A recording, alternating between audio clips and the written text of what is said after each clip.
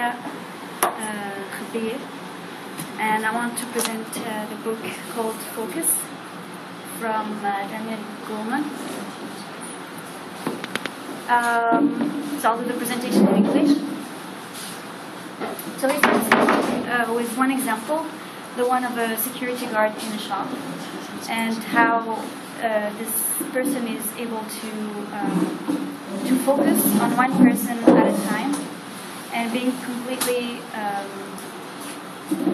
free from any of the distractions. Like he's in a shop, you have many shoppers and many people are doing different things. No, he just focuses on one person at a time and looks at any sign that he learned are a sign of shoplifters, for example.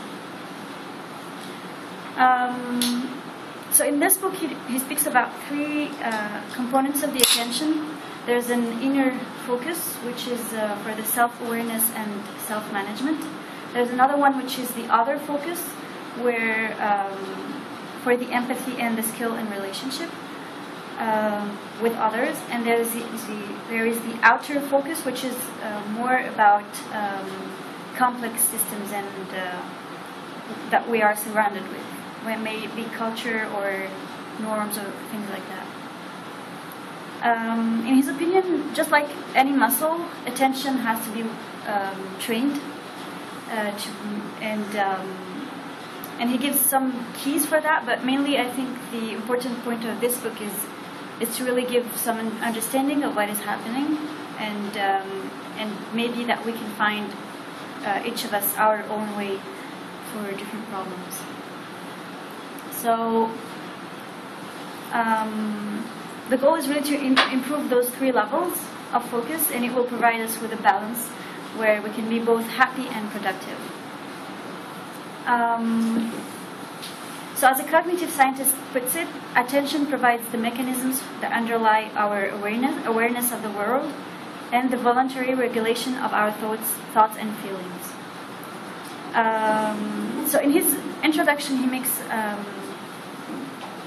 the interesting point that technology captures a lot of our attention because we have a lot of information all the time, whether it's texts or emails or things to do. And the more we have information, the more crowded, the more attention is used for this, the less we have attention for other things. And another thing that he finds pretty worrying is that the fact that the more we give attention to our technology, the less we have attention to humans. And this is why he has a lot of, he points out this need for the other focus, other attention.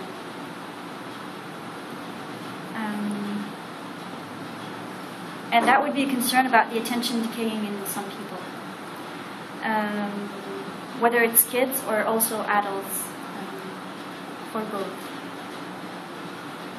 So this goes for adults, which during meetings are going to check their phones for messages and things like that.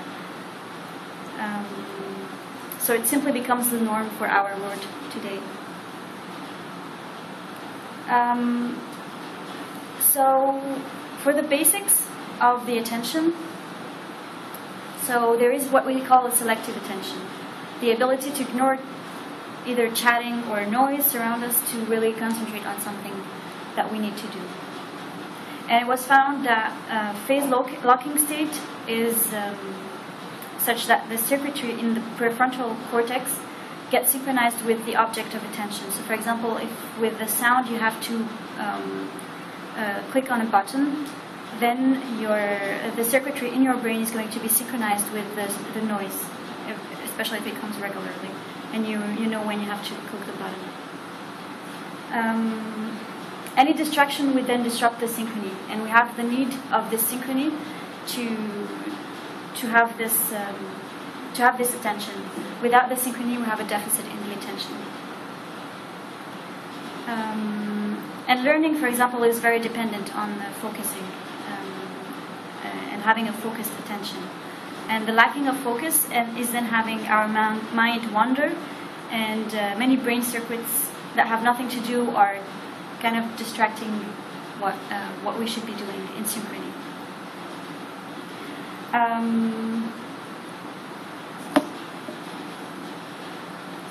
So the danger that he mentions of the technology is that it is so easy to fall out of deep reading, for example. So, and especially when I was reading this book, I was noticing that sometimes I would just go to my phone, check if I have no emails or anything like that.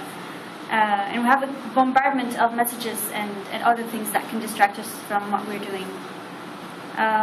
So we'll lose the ability to sustain focus, and this is a problem because even if we think of a long conversation we're having with someone, we lose this ability to have attention, and so the object of conversation is not going to be very how to say, elaborated. And even in our deep thoughts, we would have this problem. And the shorter our own reflections will be, and the more trivial they are likely to be. So did our attention shrunk? He says no, it's just that we have a limited capacity for our attention, and it's just that some of it is used by these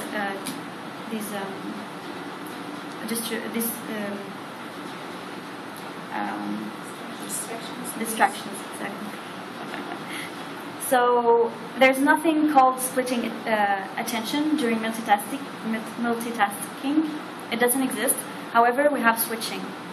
So we switch from focus on one thing to focus on another thing.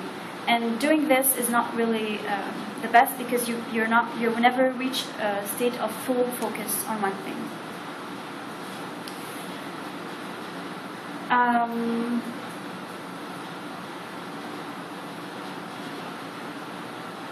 But there's something that comes good from interactions in technologies. It's that we can't have access to all the knowledge. However, as a group, the attention that we put on some things, for example, with social media and things like that, can actually increase the bandwidth of what can be focused on. And the collective intelligence is the sum of what everyone in a group can contribute, and this promises a maximal focus. And so it's the sum of what multiple eyes can notice.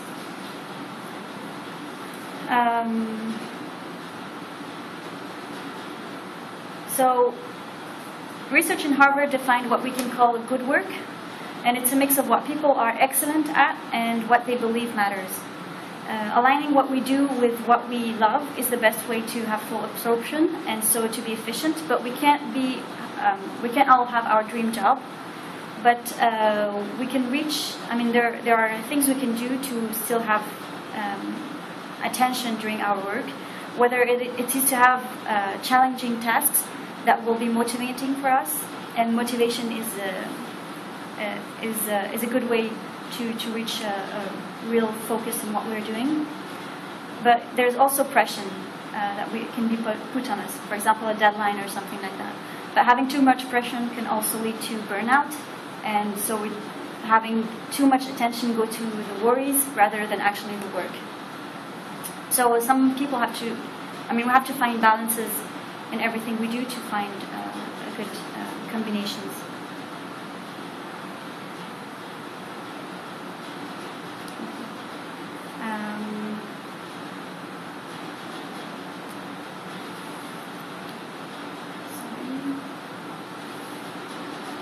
So usually a survey showed that usually workers are at their minimum because of daydreaming or wasting time on the web or YouTube or anything like that. To generate focus, the employer should up the motivation of the workers and their enthusiasm. And this can be, for example, trying to motivate by showing that the work that a person is doing has a meaning and has a goal. And there's also the pressure, which I said, but then to not put too much pressure, which would actually backlash.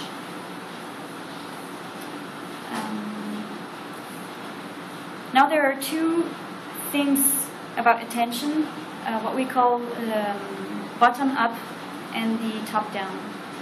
So there are two semi-independent, largely separate mental systems, which kind of work together and sometimes actually fight. So the bottom-up mind is going to be one massive computing power which operates constantly.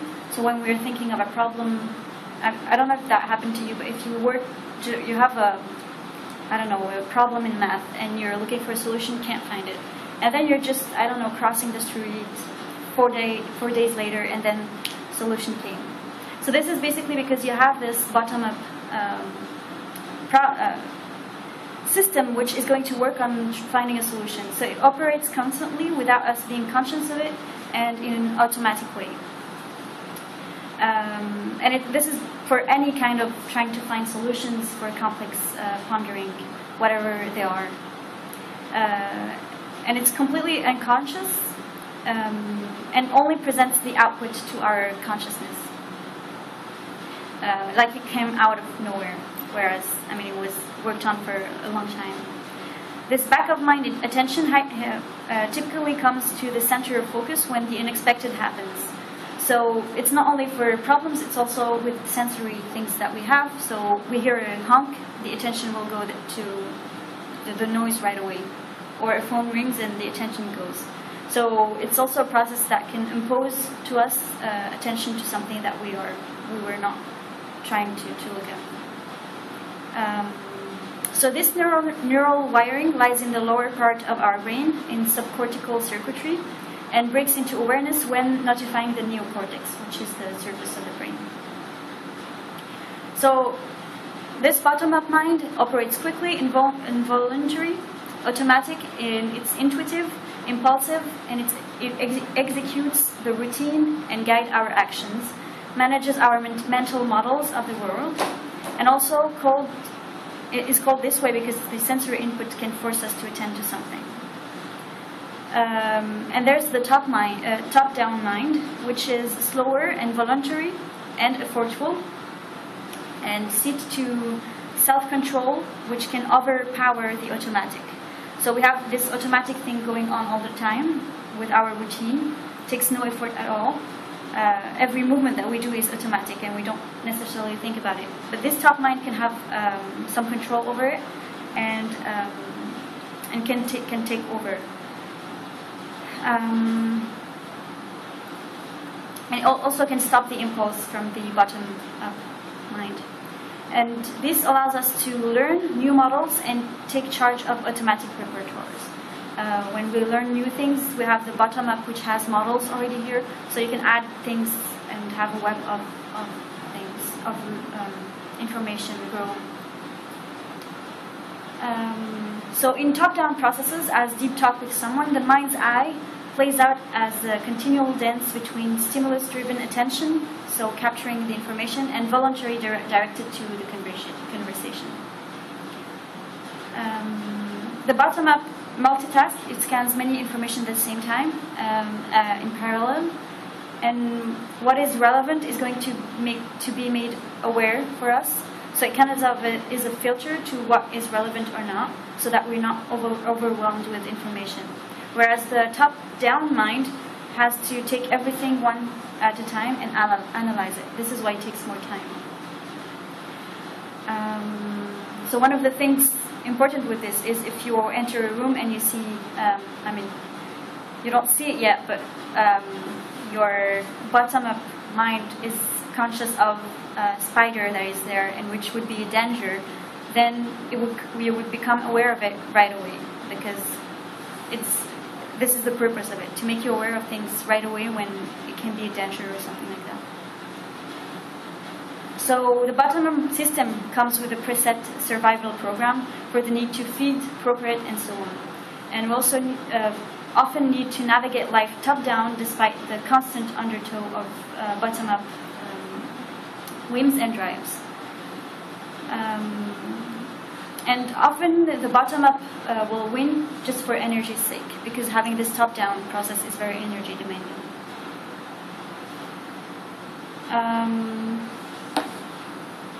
So bottom and top is going to distribute to the mental task, so we can have a minimal effort and get the optimal result. So it's all about trying to balance these things.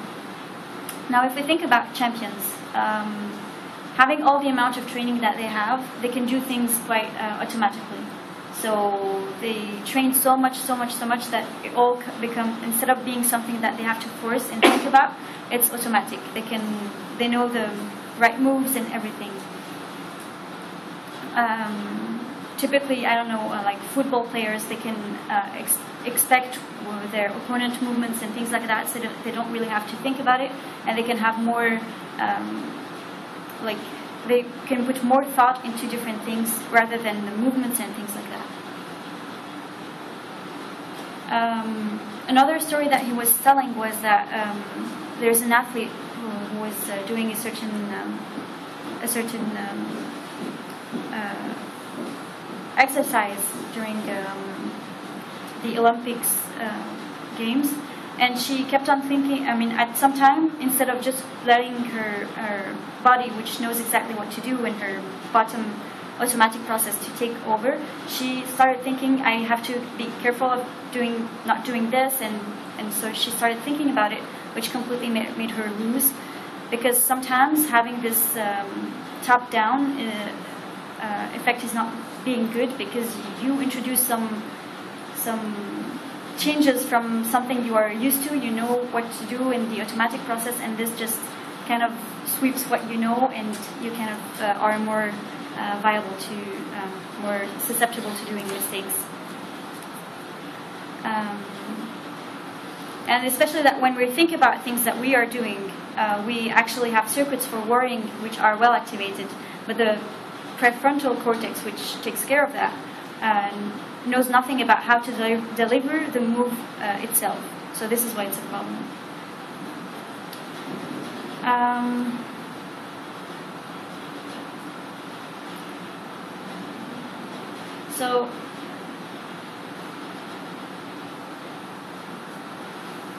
So the bottom up is going to learn voraciously and quietly without anything of the learning entering our awareness. The automatic system works well most of the time. We know what's going on and what to do, and can meander through the demands of the day well enough while we think about other things. But it has weaknesses, and namely emotions and motives create biases in our attention. Like people who have social anxiety, they will tend to always focus on signs in other people, which will make them even more anxious and obsessed about rejection and things like that. There's one therapy that was done, which is cognitive bias modification, where people are shown images and are asked to find the light flashing the quickest possible.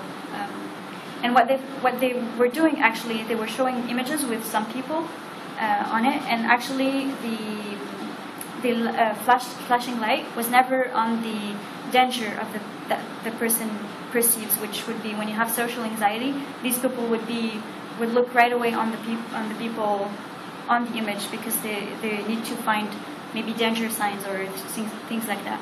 So with having the flashing lights at other places, this taught these people to not focus their attention on people right away, but learn to look elsewhere first.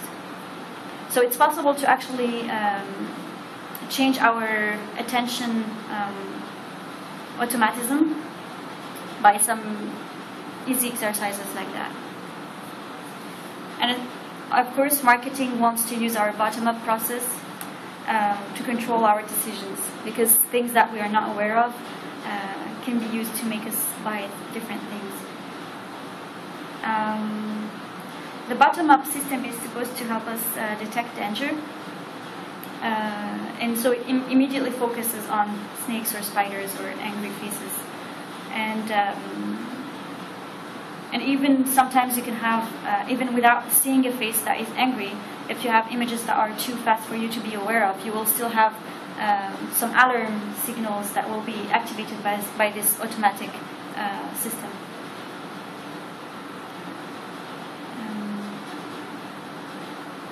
And so the danger of having this automatic thing going on is that your emotions can actually trick your attention to different things. And so this is why one should be careful.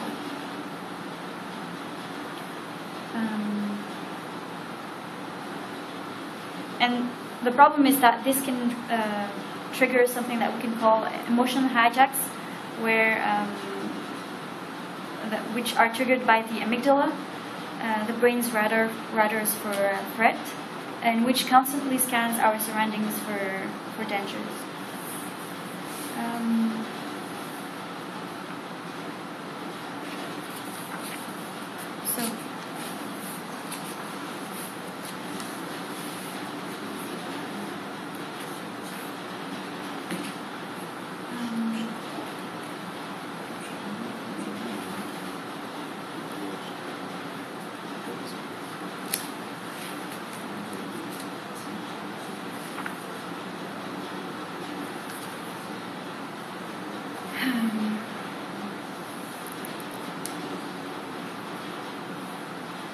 So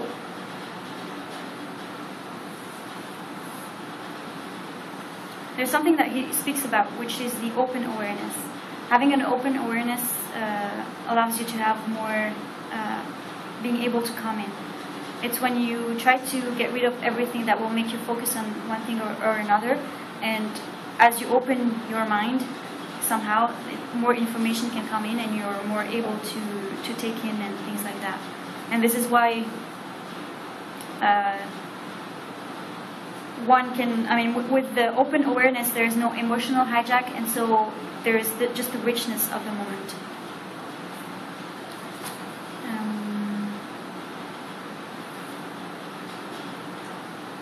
And so one thing that he mentions is that when, in every moment, try to find some good things. If you are on the line and you're just frustrated because the person in front of you is taking too much time, then just, focus on something else, like the music in the shop and things like that, which gets you rid of the things that you can get obsessed about, and just narrows your attention to one thing.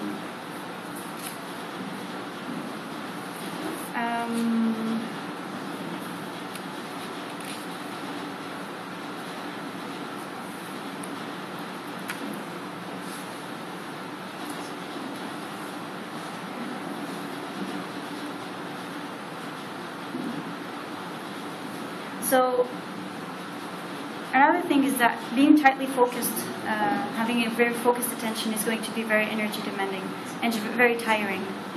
And it's very important to rest the attention from time to time. And one thing to do would just be to having the attention restoration, which would be to allow your attention to just go on what is going on, and having only, just capture the present moment and things that are going on, instead of having to focus on things, thinking of work or things like that. And you would only have to let your mind go to certain kinds of bottom-up focus, which would restore your energy. And typically, playing on your phone or things like that would not contribute to having you rest. So it's more like walking around or things like that. And even walking around, if you walk in a street, your attention is going to be used to different things. There's a honk here, there's a person coming and pushing you and things like that. So it's better to have even walk through a park or woods where you can just look around and be calm and rest your attention. And so this would trigger the bottom-up attention, but modestly. You don't have big things that will all of a sudden narrow your attention.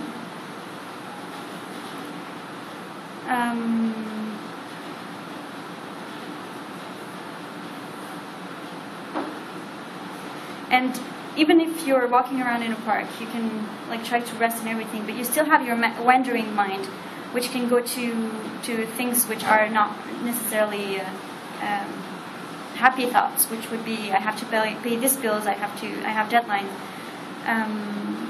So there's also the need to have a full focus on something relaxing. So a lot of time the meditation exercises that we can do is really focus on your breathing, focus on different things, on things that, just focusing on your breathing is not going to be stressful or anything like this, and takes your attention from things where your mind just goes wherever he has planning the day and things like that, which can be stressful. And this starts just by arousing the sensory system. So having our sensory system being completely overwhelmed, then just stops any wandering of the mind.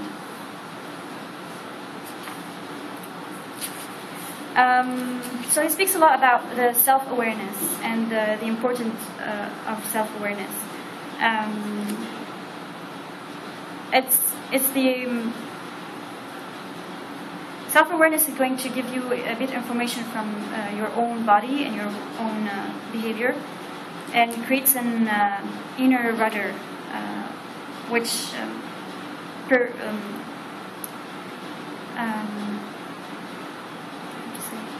so I mean this would be an inner rudder which holds the key to managing what we do and things like that.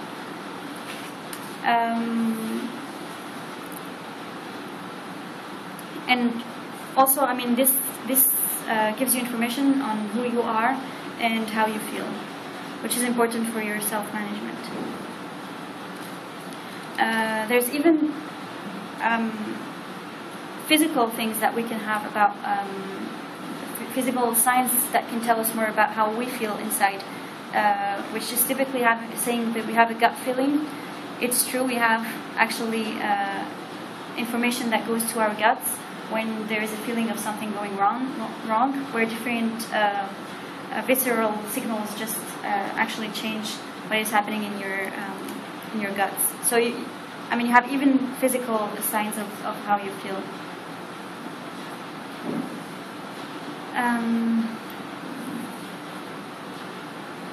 And actually, having people who are very can easily sense their heartbeat can, for example, or other physical things are better at measuring their self-awareness.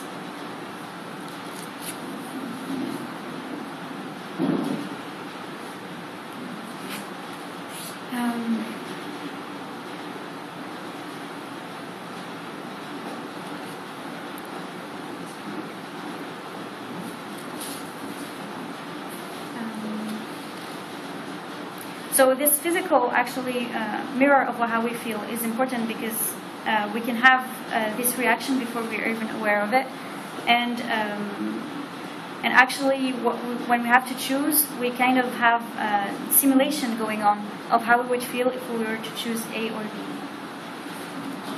So there's two major streams of self-awareness. There's a me, which builds a narrative about the past and the future, and there is the I, which is in the present.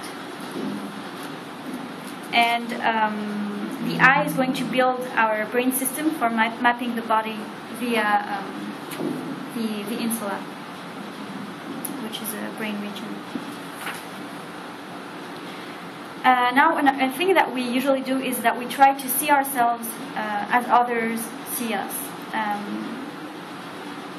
And the thing is that the more your self-assessment is completely disconnected from how people will see you, the most your self-awareness is going to be wrong, and you will have it's going to be you're completely wrong about things that surround you.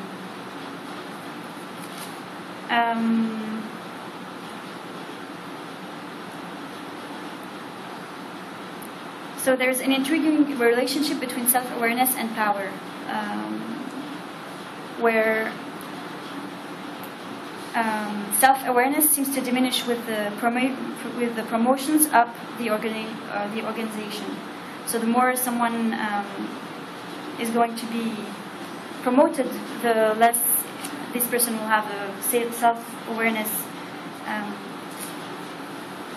that will be correct from. And one of the theory would be that when you go up the different levels, you would actually have less people who would be more willing to be truthful with you, and And as a result, you have less people who would make you aware of things that you are not.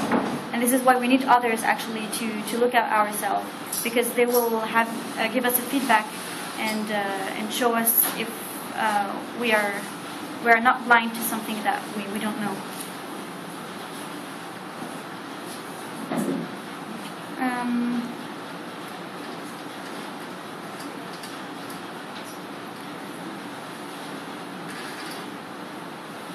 So we each create a positive self-image in our minds by selecting, by selective forgetting things that are not really good about ourselves. This is why we need the others. So it's like having the others being mirrors to ourselves to really be able to judge ourselves.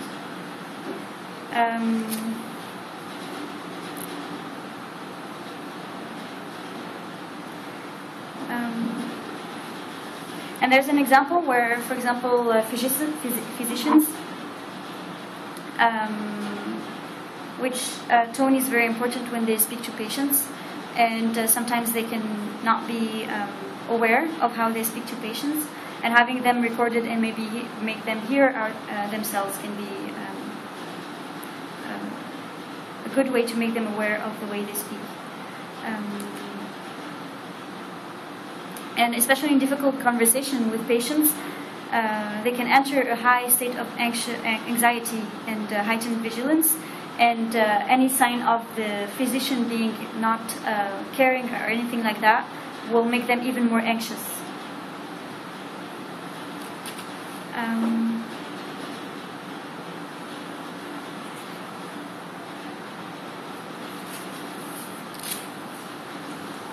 There's another thing that we should be very careful about, which is the group thing. Having a group which are very similar and keeps thinking the same way. So there's one example that he's giving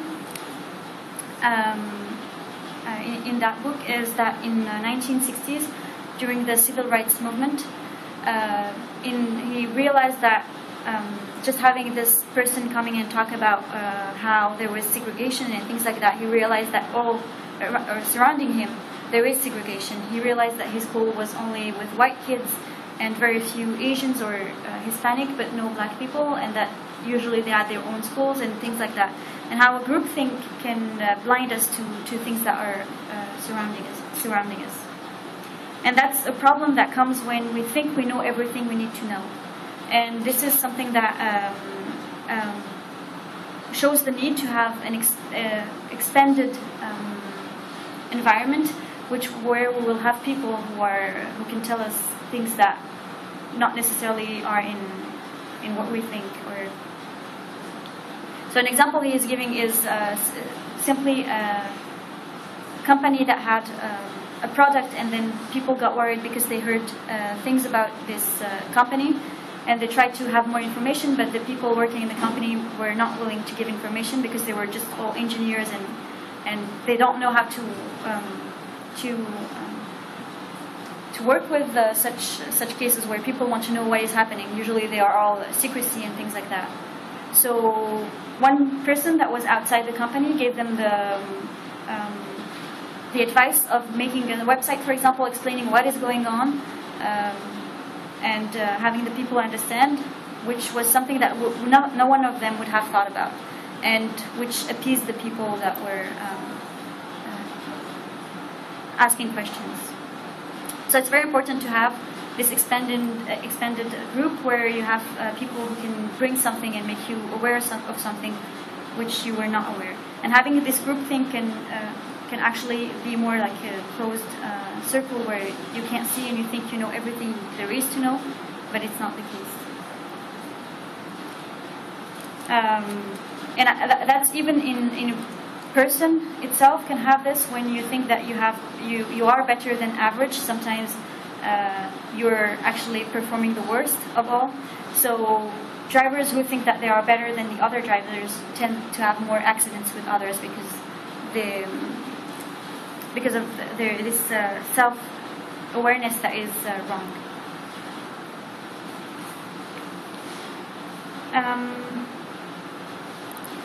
So now about self-control. We know that when there is a baby and the baby is upset, the first thing we do is try to have his attention to something else. So having, oh, look at this little bird, look at these colors and things like that. And actually, attention can regulate emotion by having it by being focused on something other than what is upsetting us. The amygdala, which is the radar for danger and the center for emotions, have time to calm down. And so typically if the baby is only focused on the other thing just a short time, when the fascination goes away, the baby goes back to being sad, and this is because the amygdala didn't have time enough to calm down. So it's all about keeping the baby intrigued long enough for the amygdala to calm down. This needs what we call executive attention, which is a capacity that starts to flower at the third year of child, and actually develops with time. And this blossoms into willpower and self-discipline in adults. So our mind deploys self-awareness to keep everything we do on track. We have the meta-thinking, which is thinking about thinking, which lets us know our mental operations and adjust them as needed. There's the emotion, the meta-emotion, which does the same thing but regulating the emotion and the impulses that we might have. And so the self-awareness is built into regulating our own emotions as well as ensuring what others feel. So this executive attention holds the keys to self-management.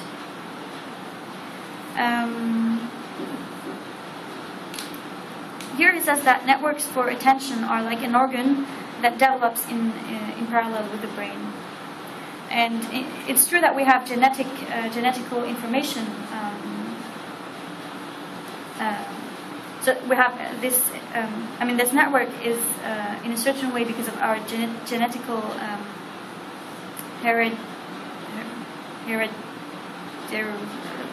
what's the word? Hereditary? Yeah, exactly. I have it in French, but one thing that we know about genetics is there is epigenetics, where the environment can change how we are actually in our genes. So even if a child has from his parent a certain type of attention, the environment and the different experience he has in life can change how he will grow to be. I don't know if you know the marshmallow test. So that was a test done in 1970s at the Stanford University, where they took 4-year-old kids. They put them in a room alone, and each time, so they had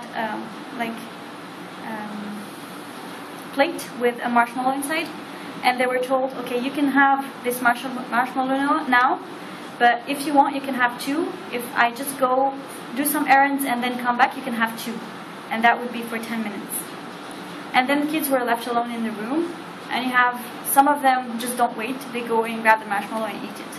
And others, which you see are trying to distract themselves with any possible way, which is, I don't know, turning on the seat, singing, just closing their eyes like that, hiding from the marshmallow. And what they found is that 40 years later, they tried to find these people, and they found that the people who actually waited had better lives because they actually have more self-control, and they even at 4 you can see that those people can control themselves because there's a bigger goal instead of having the immediate reward, which was the marshmallow. And these actually small kids had higher scores on measures of executive control. So even by then having this executive control is relevant. And the way to actually, for them, was actually to have just a strategic allocation of attention. Just do anything but have the allocation, the attention on the marshmallow. As soon as you put your attention on it, it's over. So they had to either imagine playing or something like that, but anything to have the attention on something other. And one of the trick that the person responsible for the experiment did in another group was telling them, just imagine that the marshmallow is just an image in a frame. And then kids actually performed way better with this just simple trick to have attention other than the marshmallow. So there are 3 sub-varieties of attention, which are aspects of the executive, and they are all at play with this self-restraint. Which the first one would be the ability to voluntarily disengage our focus from an object of desire, and the second step is resisting the distraction and keep our attention elsewhere. And the third is to keep our focus on a goal in the future, and in that case would be 2 marshmallows in 10 minutes. And all that will add up in willpower. And so he mentions a lot of examples in his book, and so the better the self-control kids have in general, and the better their status will be in their 30s, typically. So they did that also with teenagers and looked at how they had this self-control, and the people who performed the best actually were better health-wise, wealth-wise, and also performed less crime than the others. And the worst were those that had shakier health and were more likely to have a criminal record. And actually, this shows that self-control is is a stronger predicator compared to either IQ or social class. So anything we can do to increase children's capacity for cognitive control will help them throughout their life. And there's something about this being simply that when kids have more self-control, they can avoid doing mistakes that would ruin their life. Typically, teen pregnancies or crimes or things like that could just ruin the rest of their lives.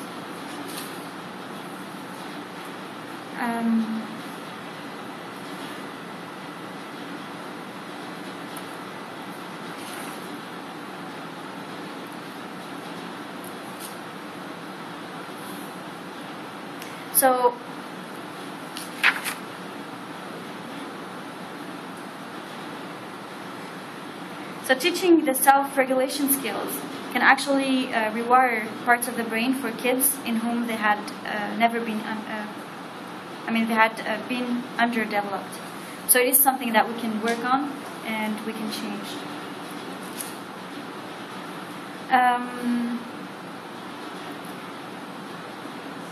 And then there's also the power to choose. So our worries intrude on our limited capacity for attention. And the ability to notice that we are getting anxious and to take steps to renew our focus rests on the self-awareness. So we have to be aware that we are getting too anxious about something and things like that, to then focus on something else, to get rid of this emotional thing. So whatever our best talents may be, self-awareness will help us display them at their peak. And between all the varieties of attention that there are two that matter greatly for self-awareness, which are selective attention, which allows us to focus on one target and ignore everything else, and the open attention, which lets us take in information widely in the world around us, and within us too, with our own signs inside of us, and pick up the subtle cues that we might be missing. Being extreme either in the open attention or the selective attention can actually be a big problem and make it impossible to be self-aware. The executive function actually includes the attention to attention itself, and gives us awareness of our mental states, which let us monitor our focus and keep it on track.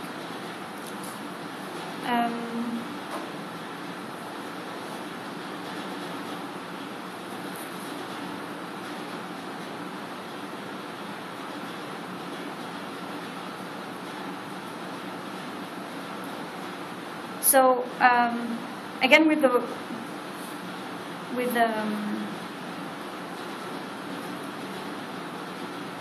sorry.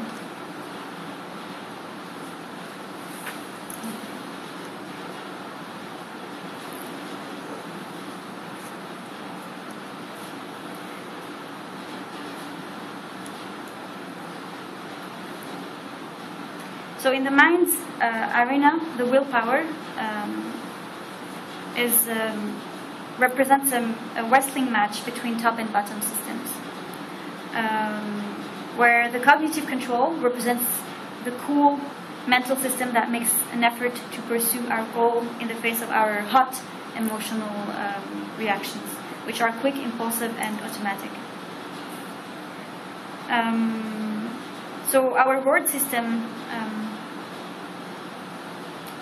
fixate on hot cognition because we want anything now, quick, impulsive, and automatic, and involve thoughts which are high emotional charge. So, for example, looking at the marshmallow, we're thinking it's yummy, sweet, and chewy. But we can have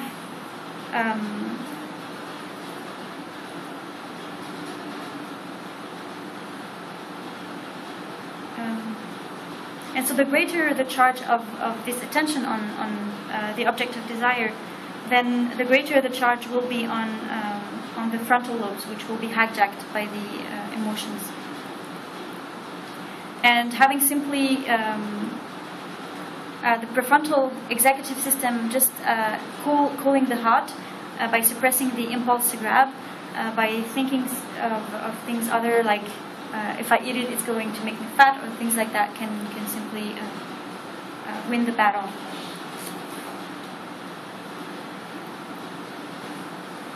So if you can deal with hot emotions, then you can study, for kids, for example, for teenagers, if you can deal with your hot emotions, you can simply study for the SAT instead of watching television, which is why teens which have better self-control and will have a better life later because they make the right decisions. So it's not just about the marshmallow, but it's for everything in our life. Then there's the importance of reading the others. So this would be for the other focus, where any small sign in the other person can give us information how they feel. And usually gestures describe what we're saying, and a reason why politicians always seem like they're lying is because they are taught to do gestures, and actually they do their gestures always, they're not taught when to do the gestures, which is important.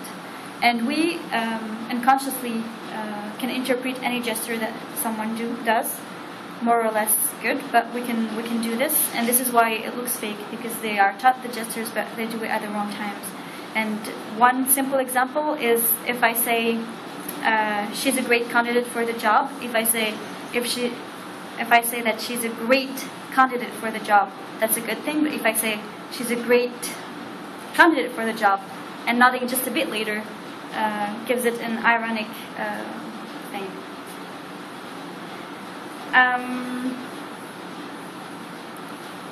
And simply, these reading of others' gestures and things like that are done by the bottom-up circuitry because it's done automatically. And so our automatic circuitry gets the message, but our top-down awareness misses almost all of it.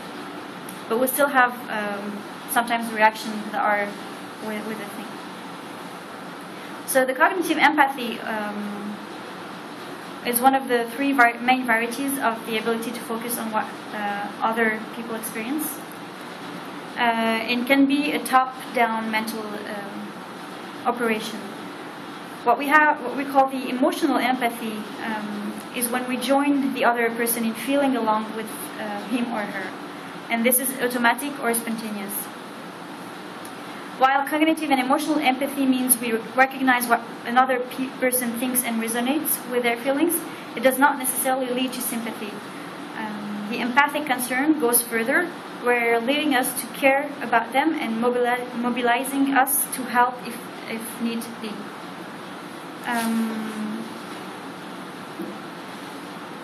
And this compassionate attitude builds on bottom-up primal system for caring and attachment, though they actually mix with also a top-down circuits to evaluate how much we value the person. So this actually poses the problem for online things, for example, where you don't have those gestures, you have to read between the lines, which is completely different.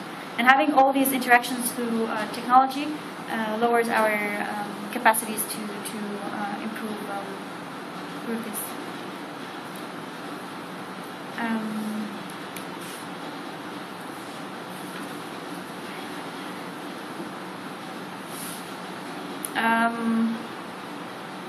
So cognitive empathy is going to give us the ability to understand another person's way of seeing and thinking. And seeing through the eyes of others and thinking along their lines will help us choose the language we will use to speak with them.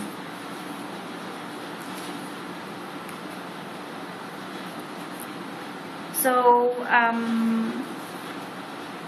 the theory of mind, which is the understanding that other people have their own feelings, desires, and motives, let us reason about what someone else might be thinking and wanting. And such cognitive empathy shares circuitry with executive attention, and it first blooms around the years between 2 and 5 and continues to develop throughout the teen years. So sociopaths, for example, have no fear at all, and because they don't fear anything, they also can't interpret others' gestures or things like that. And studying them actually showed that, so usually when we look at emotional expressions, facial expressions, and we have to recognize, we use a certain part of our brain, which is the brain limbic centers. But what sociopaths show is that they use the frontal areas. And so actually what they do is they tell themselves about what others feel, but they can't feel the same. But what we do is we look at others' emotions and we feel something similar. So looking at pain images will make us feel pain somehow. What are sociopaths? Sorry? Even sociopaths, what are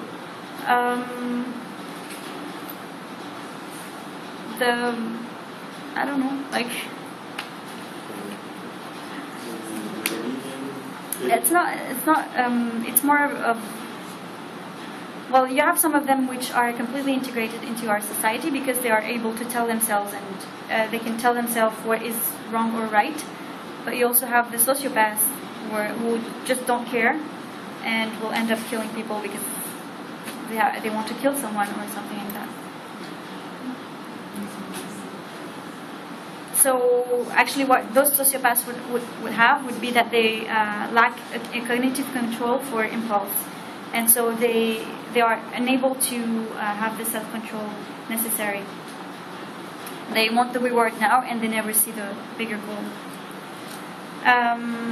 About the emotional empathy, going back to the physicians, if there's a lack of eye contact, the patient can feel very ignored, which is a bad thing. So typically, if you go to a doctor now that everything is on computer, then the doctor might be looking at a computer and typing things instead of having a real discussion with the patients. So there is a need to have this empathy.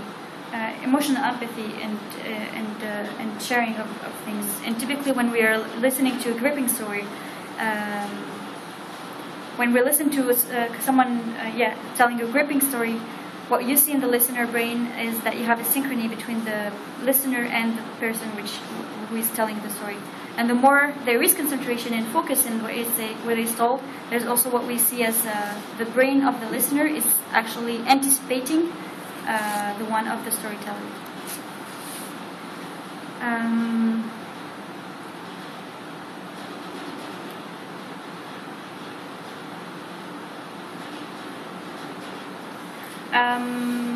There's a total share of focus between people, which leads to unconscious physical sync, which feels good.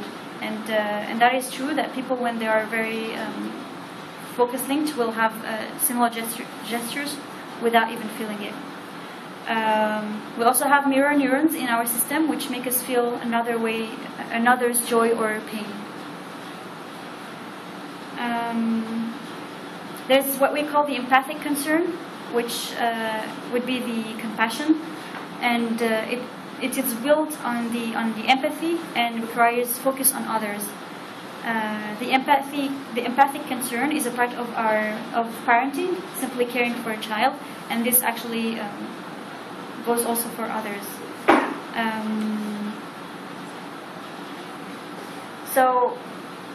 The neural road to the empathic concern takes top-down management of the personal distress, because we suffer when we see another person suffering, without numbing us to the pain of others. So there should be a balance. And this balance of empathy is very important in physicians because they see pain a lot and they have to be able to ignore it. But they can't be too close from the empathy because they still need to have interactions with patients. So once the doctors learn to tune out this compassion, because they need to be focused on helping the person that is suffering instead of feeling the pain, which would take their attention somewhere else, they have to learn, this becomes automatic for them, and they have to learn to have empathy in the right times.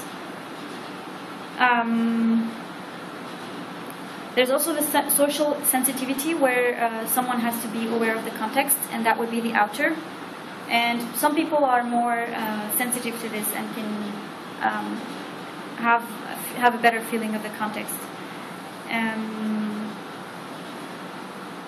And it's typically, for example, having sensitivity to how people are feeling in reaction to what we do or say lets us navigate hidden social minefields. So if you go to another culture and you're doing something that is wrong, you can see in other people that there is something that you are not aware of, that they cannot like about them, something that we think is normal.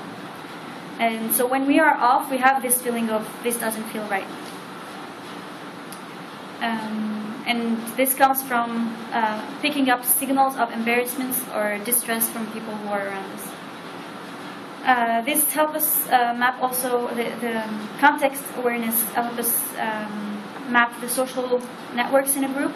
And for example, learning that you can detect people who you need to convince the whole group.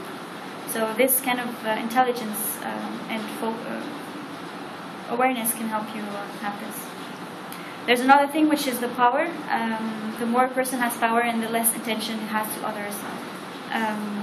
There is a relationship between power and the people we pay most attention and least attention to. So this is where you have the process of valuing people, because this is where you decide who you want to give attention to and who you don't. So poor people are dependent and need others, so they will be the ones who have attention to more people. But the people who have power and money will have less attention to other people because they don't need them. They have money to have whatever they want. And this is true when students from wealthy families imagine themselves talking with someone of higher status than themselves. They improved on their ability to read emotion faces when the emotion in faces, but when they were actually unable to do it with other, which they thought they were more important than. And so this, the more we care about someone and the more attention we pay, but there's also the corollary, which is the more attention we pay to someone and the more we will care. So attention interweaves with love. About getting better at something, there is the myth of 10,000 hours, that we need to practice 10,000 hours to master a thing. But this is something that he argues and says is not true. You also need attention. So you can just practice 10,000 hour a wrong move and you won't improve your golf, for example, swing. So what athletes do, for example, is that they will practice a lot, but with a lot of attention, to actually have their mind, their right connections strengthened in their brain.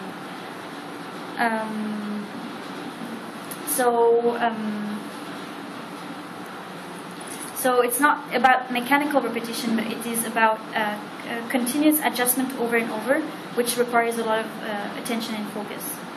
So at the beginning we try to push the limits, but then later we try to have a feedback of how we are performing and trying to improve our errors. So this is why dancers, for example, need to have a mirror. So the smart practice needs a feedback to recognize errors and correct them, much like dancers need mirrors. And the feedback and concentration matters, not just the hours. And actually the neuroplasticity, what happens in the brain, which is when neurons fire together, they tend to be more connected together. This means that daydreaming during practice is bad because you're not paying focus to what you're doing and strengthening these connections. And even watching TV during a workout will not allow you to be at the top, reaching the top rank. Attention is going to boost the mind processing speed. This is why it's very important. But then when practice has been mastered, repetition will transfer this learned thing from a top-down process to bottom-up, and will become automatic. So amateurs would just stop there when they know that, but experts continuously fight this automatic urge to actually correct and strengthen to reach perfection. Also, there are things that we have attention chunks. So, for example, he gives an example of the Dalai Lama.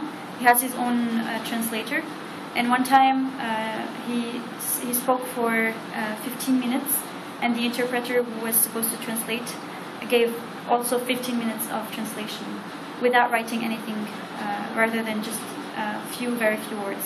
And so I went to him and asked him how he was able to do it. And it's actually that people who are experts will have approximately 50,000 of chunks of familiar units of information that they will recognize and they can use to actually improve their attention. Because we only have a limited ability, but when you have groups already formed into your head, you just need to connect to find the right thing. There's also the mental gym. If attention is a muscle, then we need to work it out, and that can be done with memorization as well as concentration. The mental analog of lifting weights repetitively is to notice when our mind wanders off. So if we're doing meditation, what you're told is if your mind wanders and you realize it wanders, you bring it back to focus and you do it over and over again. And just doing this over and over again will train you to actually do this very fast. And as any exercise, the more repetition and the stronger this muscle will be. So your attention, you will have more strength on it.